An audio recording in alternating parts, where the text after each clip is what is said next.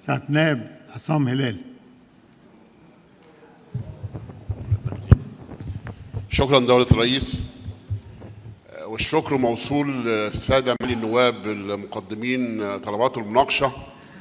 وفي الحقيقة خلينا نقول إن طلب المناقشة ده لمس، أو طلبات المناقشة لمست موضوع في غاية الأهمية بيمس شريحة كبيرة من قطاع الشعب المصري. وخلينا نقول نرحب بمعالي الوزير محمد جبران، وبنقول له بس يعني إيه هو سوء الحظ إن اختصاصات وزارتك تأتي في نهاية طرف الخيط. يعني كل المشاكل اللي لمستها طلبات المناقشة هي للأسف الشديد كلها مسؤوليات مشتركة أو متماسة مع وزارات أخرى.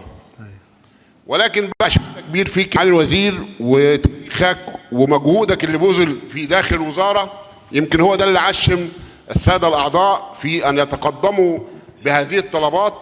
وكلنا ثقة في معالي الوزير محمود فوزي إن زي ما قال دولة الرئيس المسؤولية التضامنية للحكومة بتخليه كلنا ثقة في إن سعادتك هتنقل آلامنا وأملنا وطموحاتنا وما أثير من مناقشات إلى الحكومة.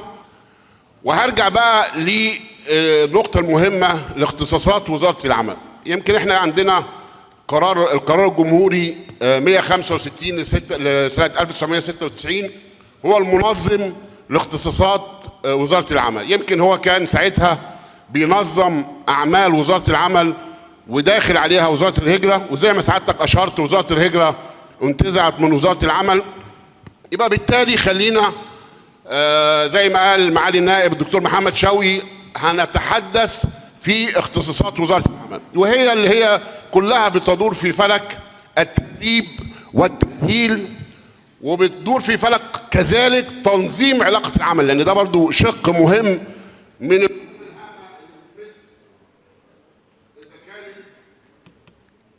إذا كانت العاملين داخل جمهورية مصر العربية أو العاملين في الخارج.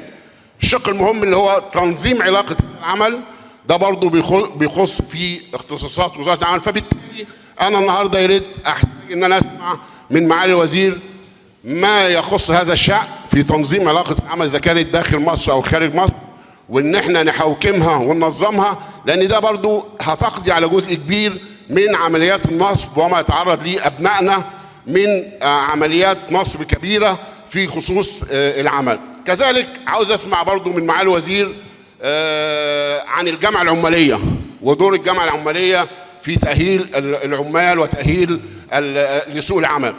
وللأسف الشديد أنا برضو قصة مراكز التدريب وأنا أعلم إن في جزء كبير منها تبع وزارة الصناعة، يا ريت نسمع برضو ما يخص وزارة العمل في هذا الشأن.